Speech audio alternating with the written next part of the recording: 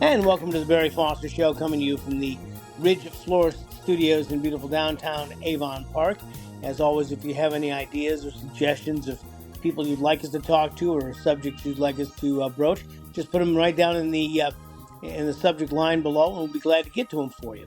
We are delighted today to have Karen Schoen, our good friend, who is a patriot, a talk show host, a marketing consultant, a journalist, advocate, citizen lobbyist, public speaker, and I'm not sure what she does in her spare time, but Karen, good to have you with us, my dear. Thank you so much, Barry. It's always wonderful to talk to you and to hash out what's going on in this crazy world. You know, usually, well, she has a America Out Loud, the talk show podcast, but usually you talk about the prism, that's PRISM, the prism of American education. But recently, you wrote a piece that talks a little bit about the deep state and what is happening in the Democrat Party and what we can do to take care about it. And I think that most of us realize that the deep state encompasses both parties, but I didn't realize that their playbook was really set up with tricks that they played on Nixon. Well, it was actually set up even before that. They have been following the same playbook for, I would have to say, since the 1930s. And all they do is the same thing over and over again. They infiltrate the schools, they take over the kids, they brainwash them into thinking that their parents and God and their country is at fault for everything, and they turn people against each other. And then they do a series of groupthink whereby if you don't go along with what the group is thinking at that time and you try to have an individual thought, you are the bad guy. You are ostracized. You become like Hitler, like the Nazis. That's where the Nazis came from. If you weren't one of them, if you didn't believe in the Nazis, you deserved to die. Now think about that. If you didn't believe the way they believed, you deserved to die. They're doing exactly the same thing today. And I always go back to the same premise, which is that all of these programs, they're all connected. They are all planned out. There is nothing that happens on its own. Everything has a plan. And all of the plans are based on lies, because these people, they are the ones that they must be in the right. They are the righteous. They are the moral. They are the empathetic. They are the compliant. They are the ones that will save the world. And anything in opposition deserves to be dead. And that's why my show is the prism of America's education, because all education is taught the same way. It all is exactly the same. What are the kids taught in school? What are they taught to hate? What are they taught to love? They are not taught individualism. The three most important goals of communism, whether it's on the right or the left, whether it's the Rhino, whether it's the Democrats, the three goals remain constant. One is depopulation. They must depopulate the planet. Why? Not because there's not enough food, not because there's not enough water, because there's too many people to control. They can't control 7 billion people. So we got to get rid of them. How are we going to get rid of them? Well, let's figure out ways to kill them. We'll have a war. We'll have a famine. We'll have no electricity in the winter, no electricity in the summer. Lots of people will die that way. Oh, we'll have a disease. All of these things have one main goal. What is that goal? Kill off the people. What is it? Stalin used to say, more people, more problems. Less people, less problems. Get rid of the people. Real simple. The other thing that they will not tolerate is private property. So if you look at all of the programs that they're putting in place, and I mean all of them, They all wind up in the elimination of private property. And private property is not just real estate. Private property are businesses or things that you worked so hard to get a patent for. Well, China steals the patents, and COVID wiped out the businesses. Isn't that wonderful? We have more people who are on the government dole. That's what they want. You must be dependent upon the government. And as being dependent upon the government, they own you because look at the people. They're afraid.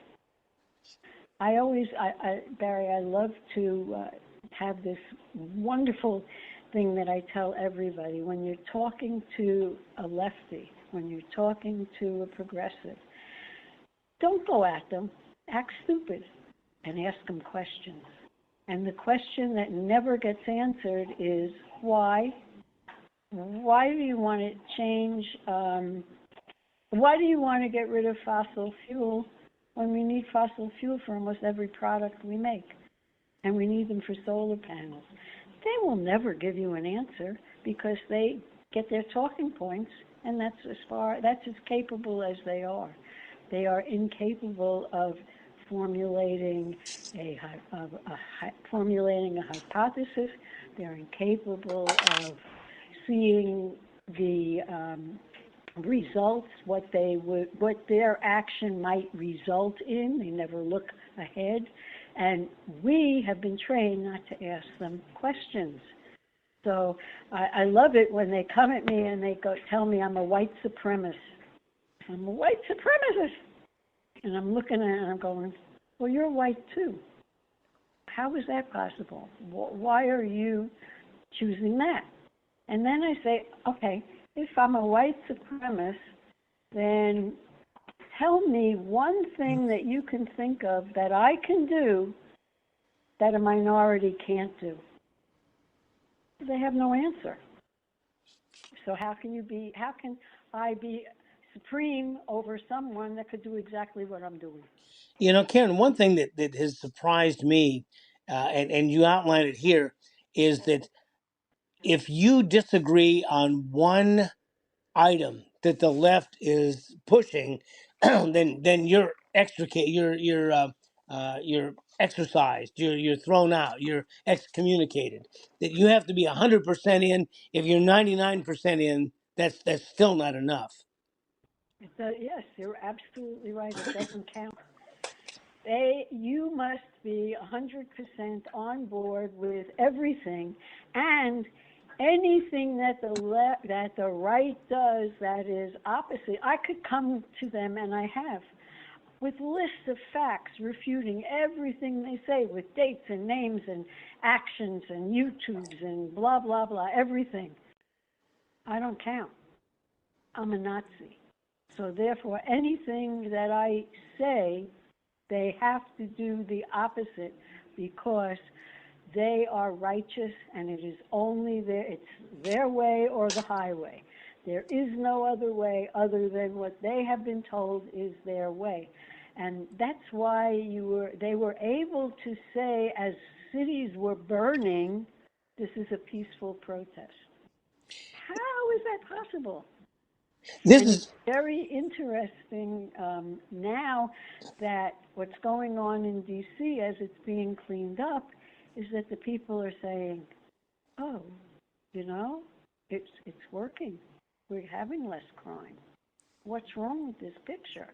Well, what's wrong with the picture is that the statistics were fudged to begin with. So the people were led to believe that they were investing in something that was gold when it turned out to be lead. It's exactly right, and they're still protesting the police there, even as we speak. And it doesn't seem like many of the Democrats have been excommunicated because they believe just one thing differently. On the other hand, the Republicans have many groups within the party that go after each other because they don't agree on everything. We have the America Firsters, we have the Rhinos, we have other people, and it's really more of a fragmented party than currently the Democrat Party is. Well, we really never had a leader that said, you better come together, guys. And that's been the biggest problem. So we have all of these wonderful groups, and look what's happening in the RPOF now. They're sending out memos saying, don't talk to the RECs in the counties, don't talk to certain groups. What do you mean don't talk to certain groups? You're censoring me, and I'm supposed to be a Republican? So we have that problem because a lot of them are trained by the same playbook. And if everybody on the Democrat side, everybody has the same playbook. On the Republican side, they're all going to the fight and everybody's got a different playbook. And because we were taught to be individuals, my opinion is higher than your opinion. And I don't have to listen to your opinion because it's my opinion. So we get stuck in those weeds, which is perfect for the Democrats to use to our advantage. And that's exactly what they do. They have been doing that for years. They know it's like we were talking before, we have cats. It's like herding cats. They don't care. I'm an individual. They're not dogs. They don't run in packs. They Yeah, don't play together. the thing about the old guard, the rhinos, if you will, I think the thing that they're afraid of MAGA, and I've heard it said that they dislike Trump because they couldn't control him. I think that they are also afraid that this America First group is much more independent, which means that money, power, control, all is subject to change without notice now. Yes, and they are also afraid of learning that people could get elected without money. Oh my gosh, how could that happen? They wouldn't have the influence. And that's our fault. And I'm talking about we the people, the MAGA, the grassroots. We have to get smart in our elections. And getting smart in our elections, especially in a red state, is my favorite topic, which are the primaries. I don't think people realize how important the primaries are. They are even more important than the general election in Florida. Oh, how could you say that, Karen? Because right now in Florida, we have probably double the amount of Republicans than we have Democrats. That's today. That doesn't mean it's going to stay that way. Of course, people think it will, but that doesn't mean that it will stay that way. But it is like that right now. So whoever wins the primary will win the general election notoriously just because there's more Republicans. Well, think about that. You have a rhino running, and then you get a wonderful grassroots candidate, and what do? They throw in another candidate, and another candidate, and another candidate, and all of those candidates together, if you added up their votes, would be more than enough to beat the rhino. But if you keep them separate, they won't beat anybody, and the rhino will win. And because the rhino will win the primary, the rhino will go on to win the general. So what we really need to do is when we're vetting our candidates, say to them, before the primary, would you guys take a straw poll, and whoever is the winner, let that person become the candidate, and all of you support them. And that's the only way to beat the rhino. There is not any other way. All the money in the world is not going to make a difference if you have a diluted field. And that's what keeps on happening. That's why our good guys don't get elected. And it isn't that they, money would be nice, name recognition would be nice, but if all of the candidates would help each other and understand what is the goal. What is the goal of the election?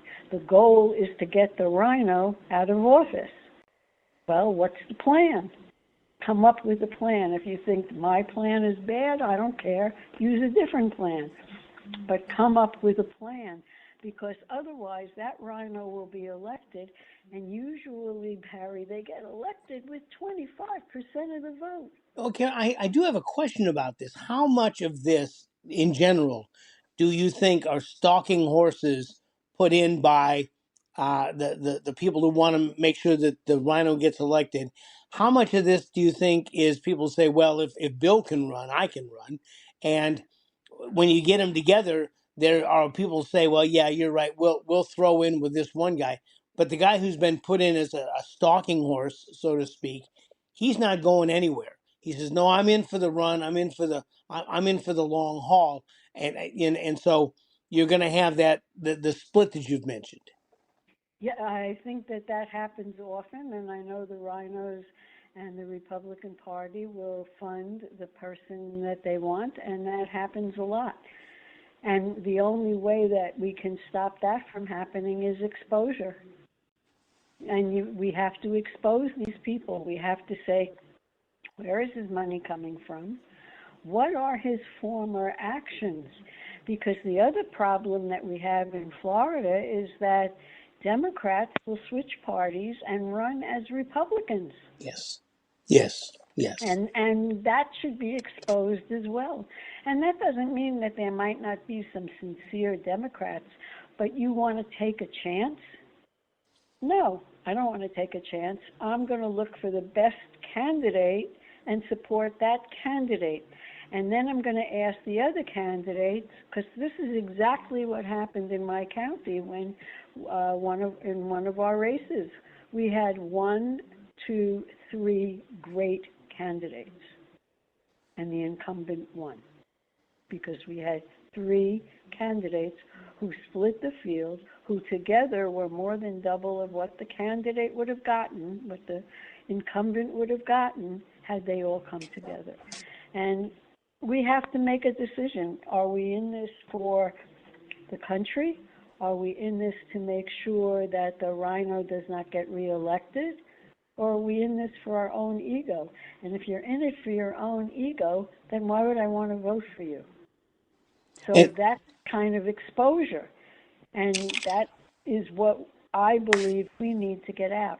The mayor in Miami-Dade was elected to office on 19% of the vote.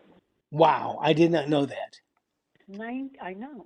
It's staggering when you go back and you look at how many people didn't vote in the primary. So Karen, it's not too early now to be thinking about the midterms. We have in here in Highlands County, where I'm at, we have 2 county commissioners, 3 school board members. We have a state senator, a state representative, and the congressman. All are going to be up for, and of course, statewide, you've got the governor. So now it's not too early to begin figuring out who you want to support and trying to get your candidate launched, don't you think? Oh, we have to start now, because we don't have the money that they have. And the best way to do it is knocking on doors and getting these candidates out and vetting them. We have a bad habit, Barry. We go, oh, he went to the so-and-so college, and he's got such a nice family, and he goes to church, and isn't that wonderful? Oh, that's really wonderful, but what do you think of solar panels? What do you think of the energy program? What do you think of the insurance mess that we have in Florida? What do you think of developers walking all over the state and developing every postage stamp in sight? We have to ask the hard questions, and we have a very bad habit of not doing that. And then when we give their answer, we never say, wow, what a great idea. How are you going to do that? We never ask. So we vote these people in based on their initial comment without checking where their money comes from, checking what their former actions have been, and listening to what they say and asking them the hard questions. If they can't answer the hard questions in a town hall, how do you think they're going to act in Tallahassee or on the county commissioner? Right now in our county, we have county commissioners who feel that it was okay for them to accept a no-bid contract for the insurance of the entire county. Do you Mm, think that's okay? And then no. they'll turn around and they'll say, oh, but we need more money, so we have to raise the taxes. But wait a minute. How many people bidded this insurance contract? Nobody. But the guy who was there before was really nice, and he did a good job. How do you know? How do you know? You don't. And that's up to us. It's up to us to ask those questions. And that's what we are negligent at.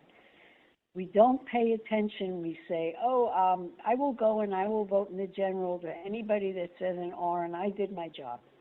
And President Trump can take care of it. No, he can't take care of it, especially in our local community. It's up to us to take care of it.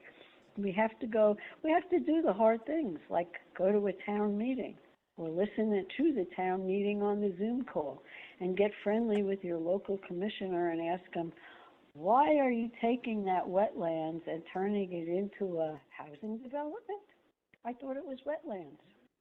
We don't ask those questions. Karen, there's a lot of people who are listening to this that say, "Well, I don't have I'm not educated in this. I don't know how to do this kind of stuff."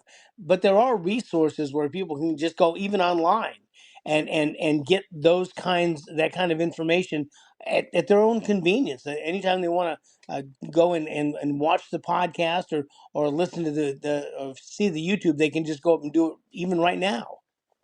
Absolutely, and they should. And there are wonderful groups like the um, Republican Assemblies of Florida, the Republican Assemblies of Florida. They have a wonderful training program. Most candidates lose because they run a lousy campaign.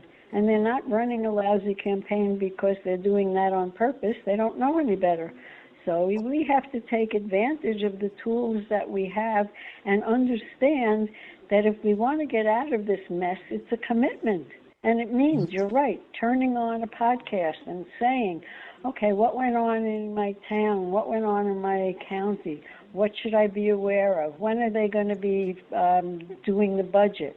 When are we going to have the contract with Road and Bridge? What developments are going to be coming in town? Where is that that low-income housing project going to come? Is it going to be right near my house? We have to find out those things, and we have to ask.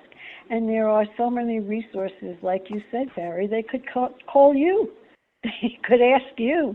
You can direct them where to go to find out the information. There's no excuse today for not having information if you have a cell phone or a computer. There is no excuse at all. Yeah, we At try your to fingertips. have guests like you and others on. We had Raj Dorsami and Tom Trento. We've had a lot of folks on to help get people the information that they need. And America Out Loud, by the way, we're getting ready to wind up here a little bit, but America Out Loud is a great way to do it. And Karen, tell us a little bit about your podcast and what you've got coming up.